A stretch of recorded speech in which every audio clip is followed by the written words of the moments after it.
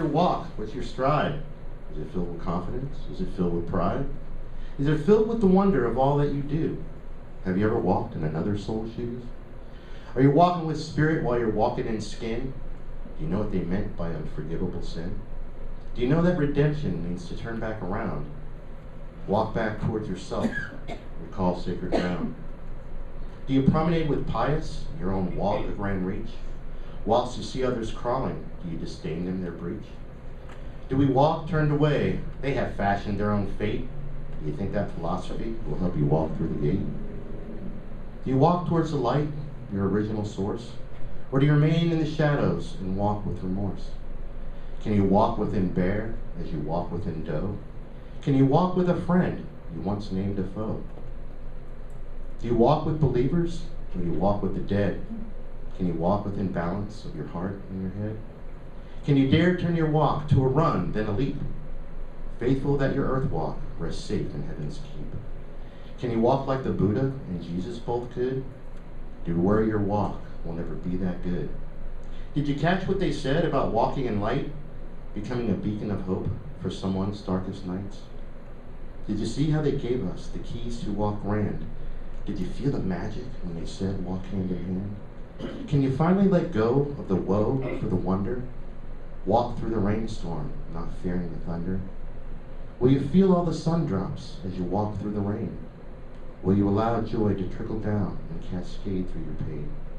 Will you surrender your fears with the most affirmative of nods? Own when you walk with each other, you're walking with God. On top of us. Breathe. Thank you.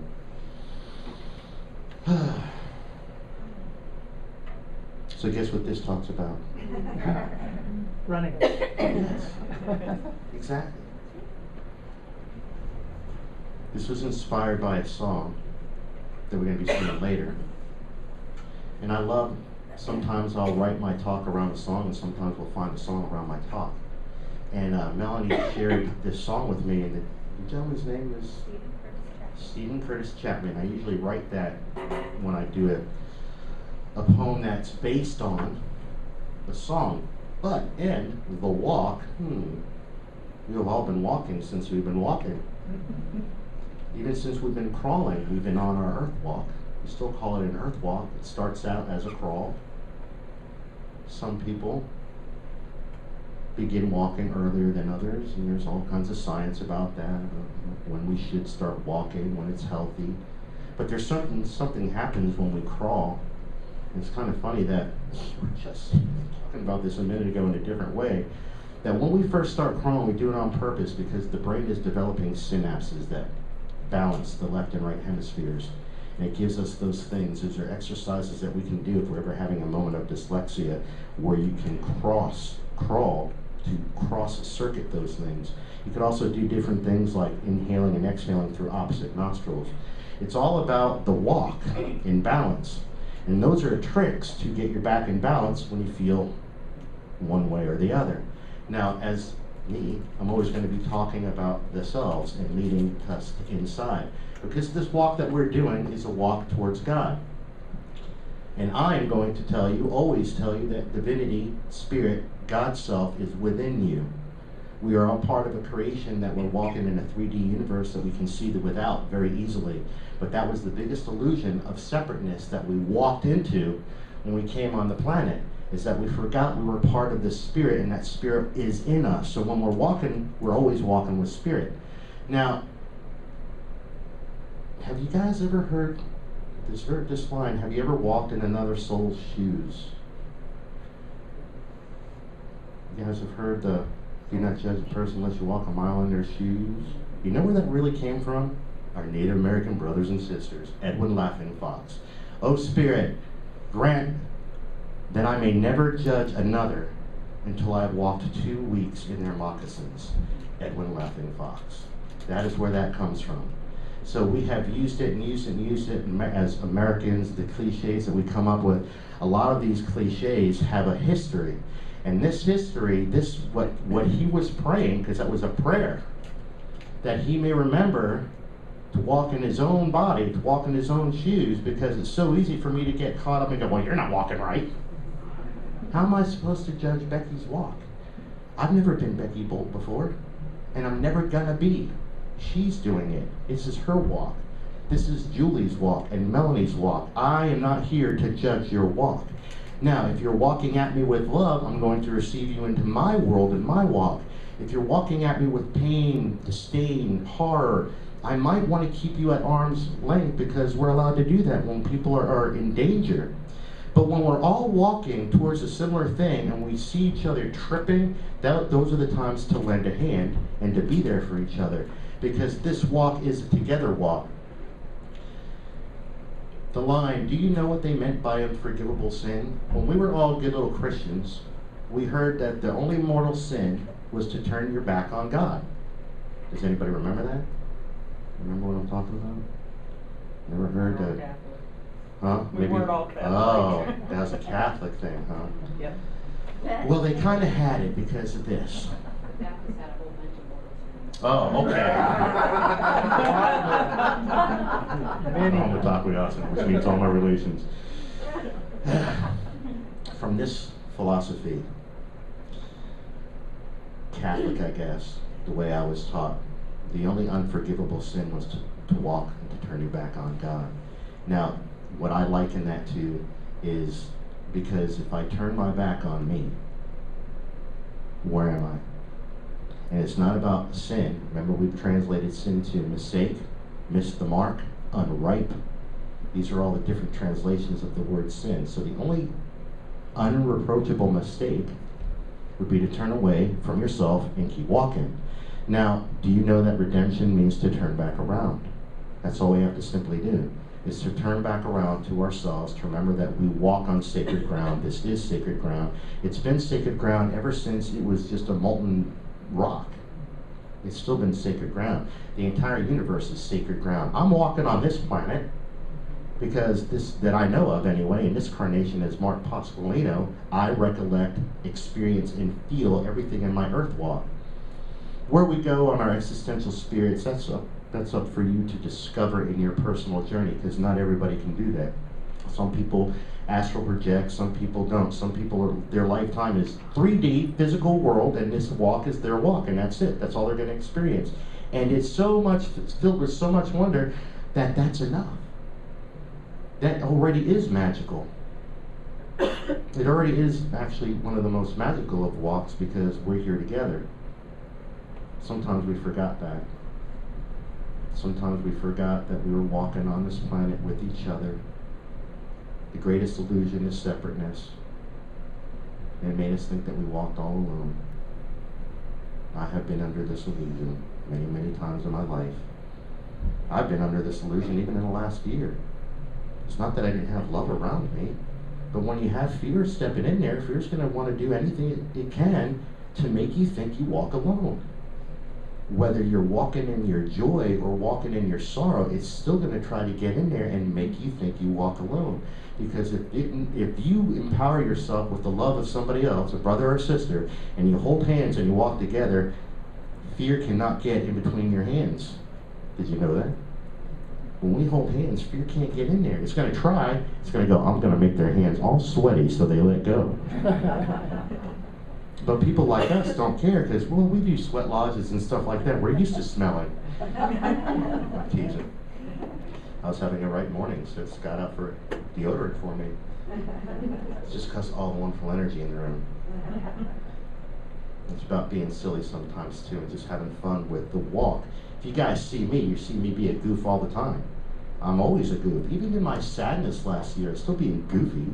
I still walk in my talk. Now, sometimes my talk was at the bottom of a pothole, and I didn't realize that. And that's okay. We're allowed to trip. We're allowed to fall. It's like, are you going to reach up and grab the hand that is being offered, or are you going to get stubborn and go, no, you can't help me. I want to be in my pit, which is fine. You're allowed to. That's why they call it a pitfall.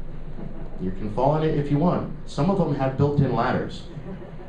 Did you know that too? We think that there's no way out, and the ladder's like right there all the time. We just have to go back inside, or realize that somebody had put their hand out for us because they were walking along on their walk, and they were like, hey, dude, let's stop. Would you like out of the hole? Oh, you want to hang out there for a while? All right. And they just keep walking on by. It's okay, no judgment, no harm, no foul, because they offered help and I refused it. Just like I made the joke with the guy with spirit in the boat, and he sent a helicopter, a boat, a rowboat, and God's like, what do you want? I just sent you all the different opportunities to get out of your predicament. Sometimes we want to walk where we're walking, and that's okay.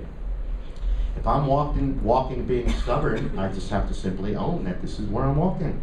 It's okay. Now, if I'm going to be mad at you because you're not seeing me or my pain and I'm going to walk holding on to it, well, I'm playing games with myself and in my own walk. Hiding from each other and then getting mad that we're not seen is a game. Yes or no? So I'm going to ask a question also this way. By show of hands, how many people want to walk with God every day of their life? Cool.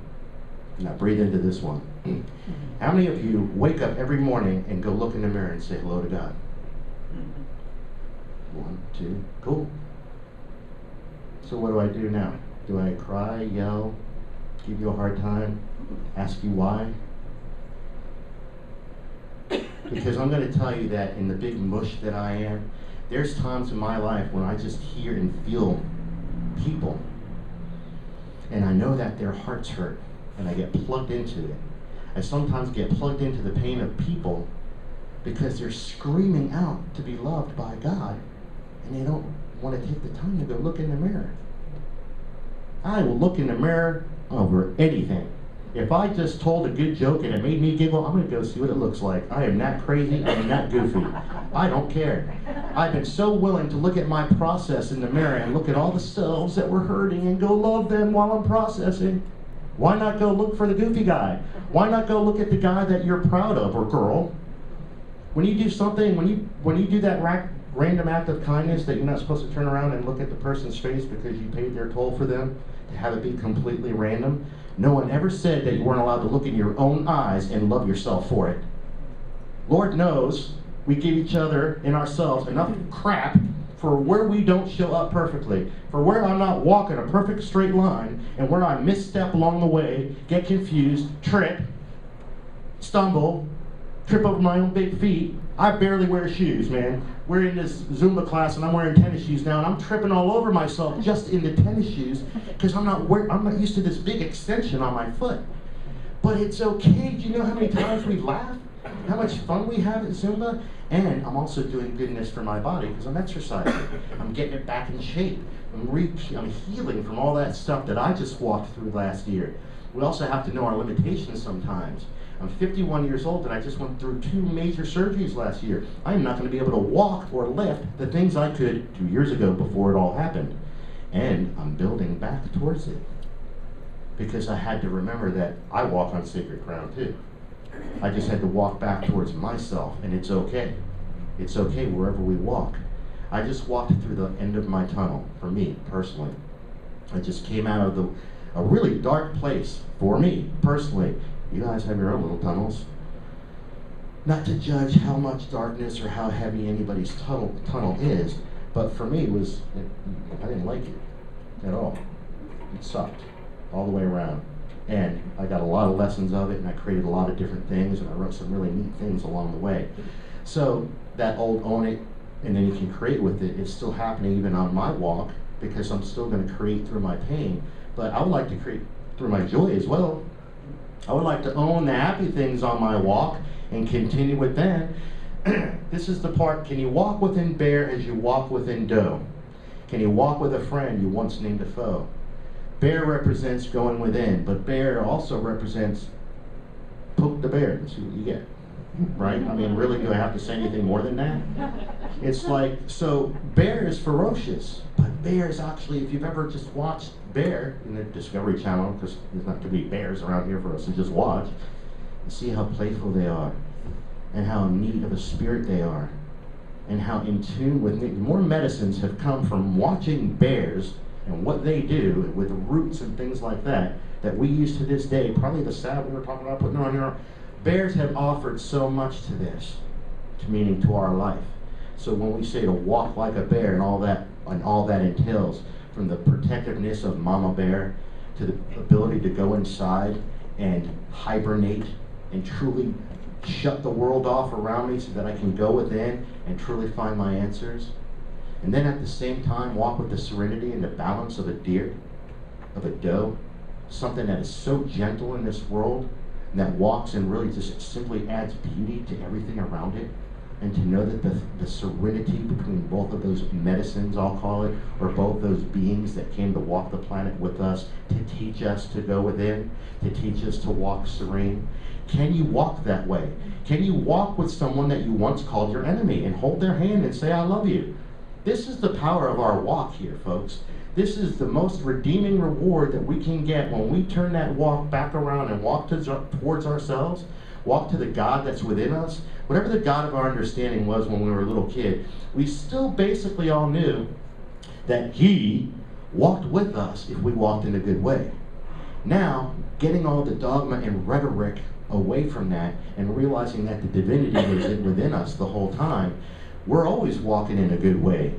We're judging our walk way, way, way too harshly. As much as I may say, forgive me for my hurt last year and for presenting myself before you in doubt, I'm also not going to apologize for it. Why would I apologize for just walking through that? But for the moments where I've slipped on my own banana peel, and I knew better, because I even saw the peel there, I have no problem saying forgive me for that. Sometimes we need to forgive ourselves for slipping, for not looking at the pothole, for forgetting that we walked in a sacred place and that Spirit was always with us, and for letting fear even slip into our walk and knocking us off our path. And then sitting there walking going, where the heck am I? How did all these, man, I got those little things that stick on your pants. For me, it's my hairy legs because I'm always wearing shorts.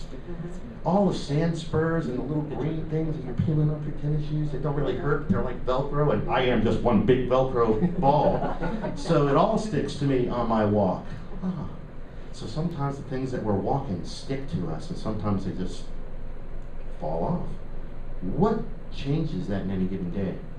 How come one day I can walk through the woods in such a wonderful day and have a completely joy experience in my power place and not have any thorns or jaggers or sand spurs or those little green things?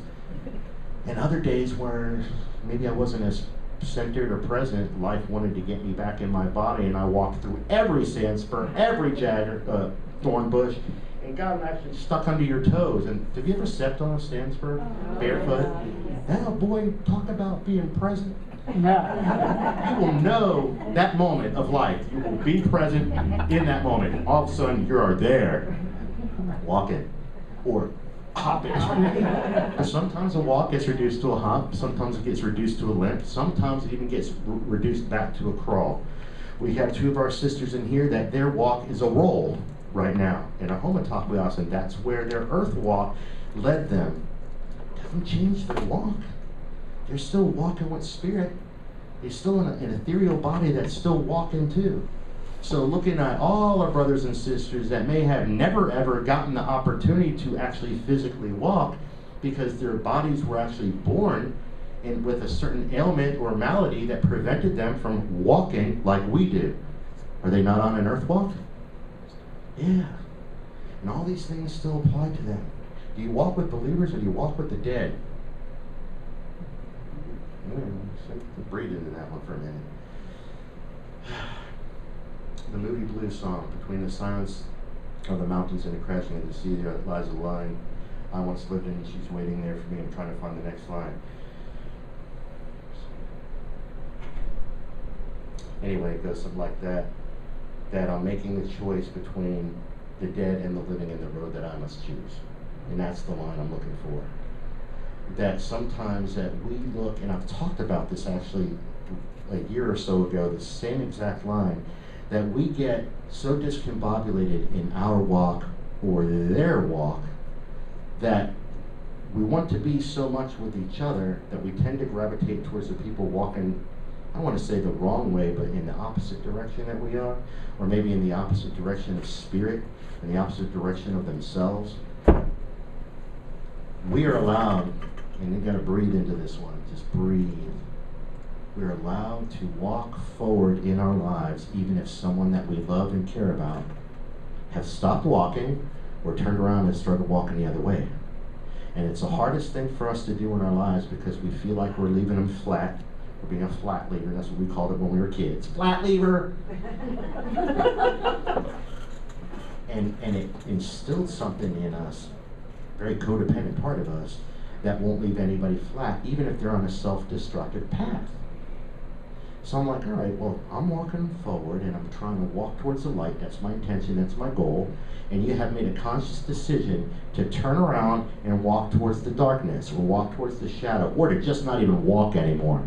I can do everything within my power to re-empower you, to guide you, to invite you back on the path, to show you, to nudge you, to push you, anything within my power to remind you of your own divinity and that you walk on sacred ground and to show you where your own sacred ground may be.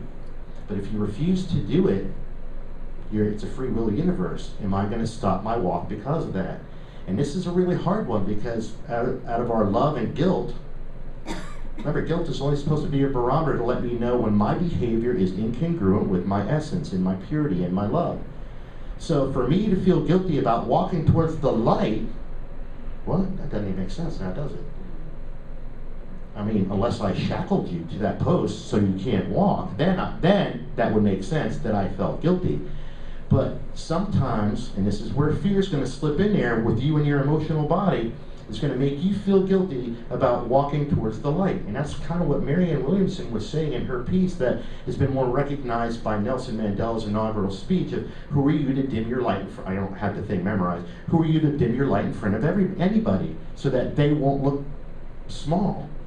It's like if you want to be a witness to have them see how big they can become, then you need to shine your light as bright as it can be. You need to walk your walk as big as it can be. Walking your talk and walking your walk are two different things, but they're done at the same time. Meaning I can walk my talk, but I can walk my talk small. I mean, I can be honest and always doing all the things that I say, or I can walk my talk and walk it real big. That's back to all the talks we've been doing in a row. Be brave, all in. It's really one long talk, just so you know. It's always going to be, because I'm always going to be guiding in here. That's, again, my mission. My personal mission, again, is to guide you on a journey to the center of the universe, a journey into the depths of yourselves, all through the portal of your heart. That is my mission. That is my mantra. That's what is going to be my words until I stop walking the planet. Because that's the only thing there is for me to remind us, just simply to remind us that we are the gods, the goddesses. It's all right here. All the selves that may not recognize that just simply need tended to and talked to, held, loved, nurtured, so that we can continue walking this walk cleanly. I'm still walking with God, but sometimes I vomit on people's shoes. Because in my humanness, sometimes I get confused and get hurt. And that's okay. You don't ever have to apologize for your hurt. You do have to apologize for your behavior. So if I'm hurt and I kick Becky, I don't have to apologize for my hurt. I have to apologize for kicking Becky. It's that simple. My hurt is my hurt. If I'm willing to apologize for kicking Becky, it's going to take me one step further into myself to make me realize, wow, Mark, you're hurting. Otherwise, you would never even thought of kicking someone you love so much. And we always do it with the ones we love so much because, oh, I got to kick that stranger. They don't even know me. Let me save it for someone that loves me. It's safer. And that's the key. It is the key because I know they're still going to love me. And that's one of the greatest gifts that we have in this walk when we're walking with each other. It's like, man, we can walk all discombobulated, we can walk ugly, we can walk buck-ass naked, and we're still going to be loved. We're still going to be loved by the people that love us. They're not judging me. No one judges the wrinkles on my body like I judge the wrinkles on my body. Nobody judges my earth walk like I judge my earth walk. And for those ones who really, really do, and really, really stuck in judgment, they're not really in my group anyway. But I invite them to. I invite them in because I really know that what they're doing is judging themselves and they're seeking out somebody to feel safe with. Sometimes I haven't realized that strangers have cut me down or made jokes because I was safe. And I didn't realize I was safe for them too, but I am safe. I want to be a safe person. I want to have an earth walk where all the people in the world feel safe with me. Why would I want it any other way? Sometimes ego goes out into the world and thinks it has to protect and wants to put this facade on of Billy Badass so nobody will come and hurt me.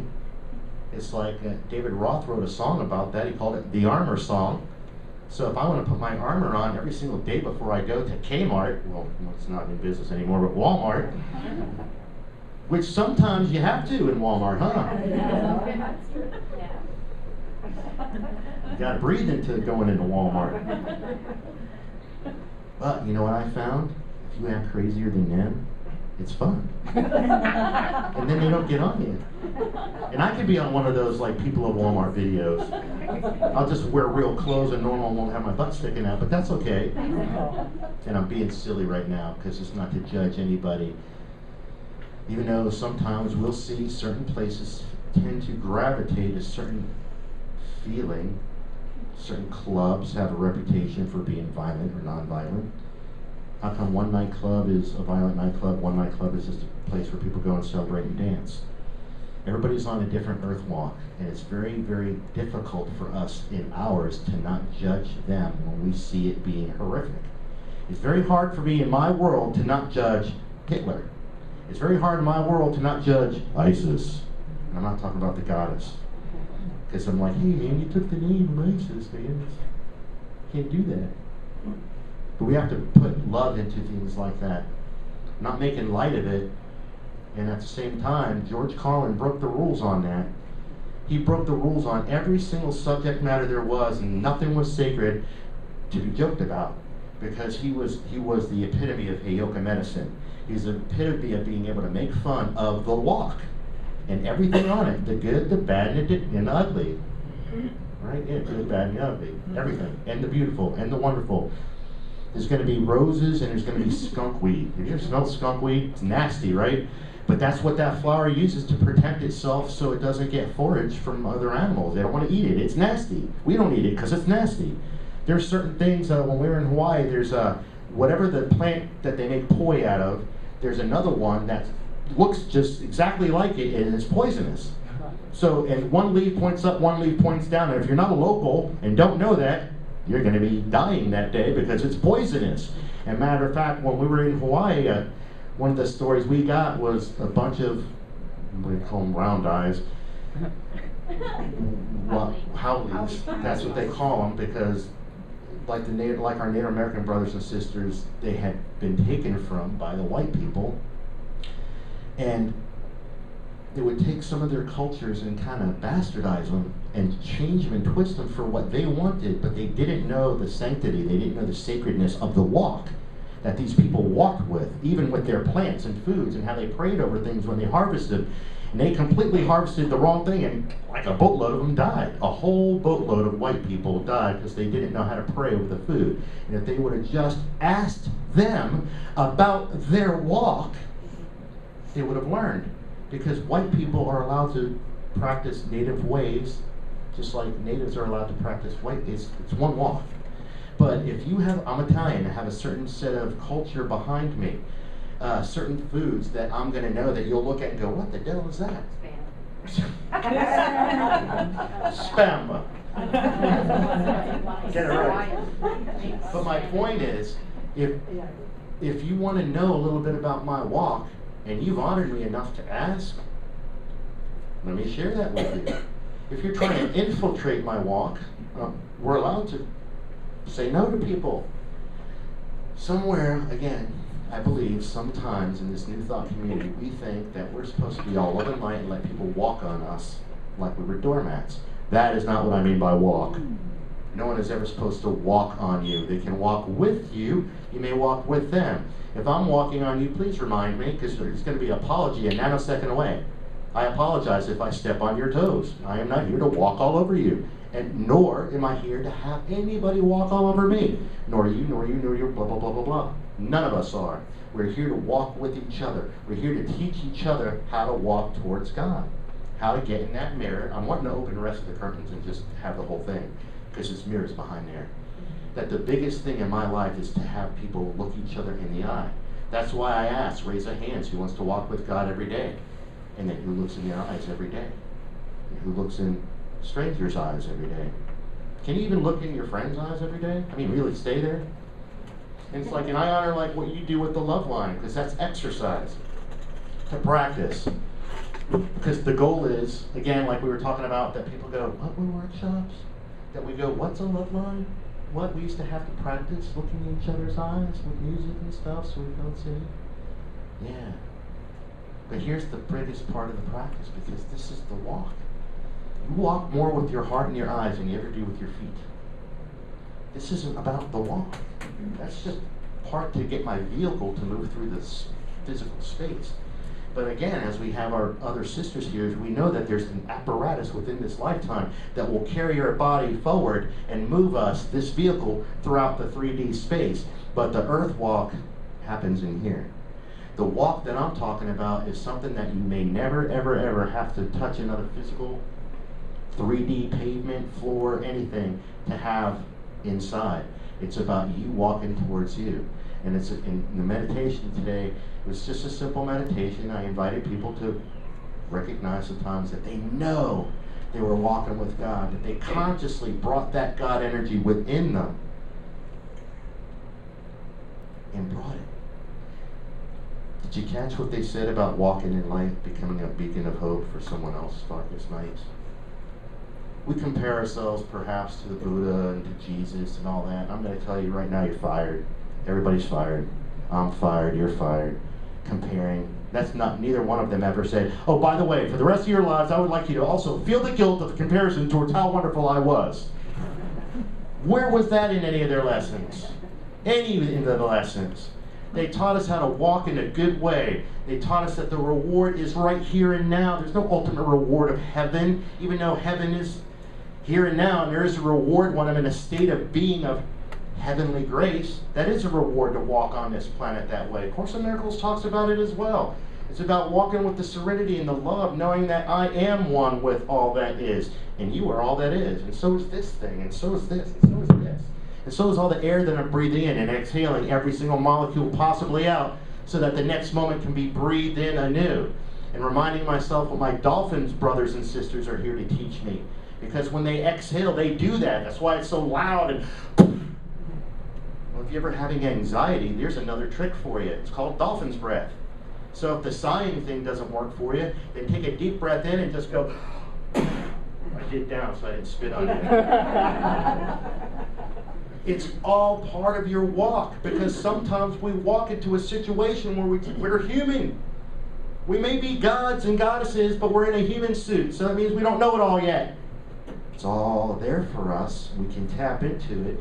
We can breathe and receive. But we don't know it all. So you just got to keep walking forward. And if I walk into a wall, I'm probably going to bounce back, unless it's a really thin wall. I'm going to crash right through it. So either way, it's all good. It's about breathing into it all, breathing into this walk and knowing that if I can continue this walk the way I'm intended to, the way my brothers, Buddha and Jesus, were teaching me, then when one of my sisters or one of my other brothers is walking in a dark day, I'm the beacon of light. I'm the one that's shining the way for them. I'm the one going, come on! And the path before us is clear because I shine my light as bright as I can. And in those moments of life where my light seemed to dim because of whatever I walked into, did I walk into woe, did I walk into grief, did I walk into something that really took me down and hurt me, then you're the one who's going to be the beacon of light for me. And if we all continue to walk this way, I'm telling you, there's lights are always going to be on, so it doesn't matter how many people are walking in a moment of dimness because they're hurting, it's going to be so bright you're going to still be able to see the way because we're walking together. That's what this place is about. That's what other communities like this are about. It's about being all in, being brave enough to do it, have the audacity, the tenacity, and the gumption to look at each other's eyes and say, yes, I recognize you as the other God self that I am. But if you can't do it in the morning, man, I don't know whether to be mad or sad. It's like you have to have the gumption within you to go see God in the morning. If you can't do that, I don't know what to say anymore. I'm getting lost here with that one. This is an important factor in your lives, folks. You have to be willing to look in your own eyes. My eyes can shine every day for you with as much love for the universe as I have. But if you don't shine for you, that's walking away. You got to turn back around. You have to have the guts to turn back around and look at you, whatever you look like in the moment. If it's a scary moment, breathe into it and say, I'm going to get past this because I know there's other people here. If it's a happy moment, breathe into this and say, wow, cool. But you got to be willing to look and let go of the worry that you're going to do it perfectly. Again, Jesus and Buddha and all the other wonderful souls that have walked the planet with messages of love have never said, oh, by the way, if you don't walk perfectly, you're out. You're not getting back in heaven. Those were other people who wanted to say that kind of crap to us, and they're breathing fear. Can you finally let go of the woe for the wonder, walk through the rainstorm, not fearing the thunder? It's like it's been a rainy year for me, but I'm telling you, there's so many rainbows. I do not deny the pain in my life. I want to live in it 100% of the time, but it's a balancing thing for me. And there's rain, and it brings rainbows. If you're willing to be in the rain and dance in the rain and not worry about the noise of the thunder, know that on the ass end of that is going to be a wonderful rainbow that's going to have so much light. It's going to just fill you up. Has anybody ever seen a rainbow and been pissed off at the moment? Oh, damn rainbow! I hate when these rainbows come. Look at them, all beautifying the scene again. So when that rainbow comes in here, because we let that droplet of sun finally come back in our hearts as we were walking, the rainbow can be right in front of me all the time. It's like this was, by the story goes, was a promise, was a covenant to us, and it is a covenant to us. But the flood is always going to be in here. Are we going to wash away all the love we have? Or are we going to stand here and know that the olive branch of peace that we want is flying right here in our own body? All I have to do is reach out, grab it, and own it again. And just sit here and breathe in it and go, my walk is a sacred walk. Whether I'm tripping face flat on the ground or running, it's my walk and it's sacred. And I walk on sacred ground. And so do you. Thank you. Top house.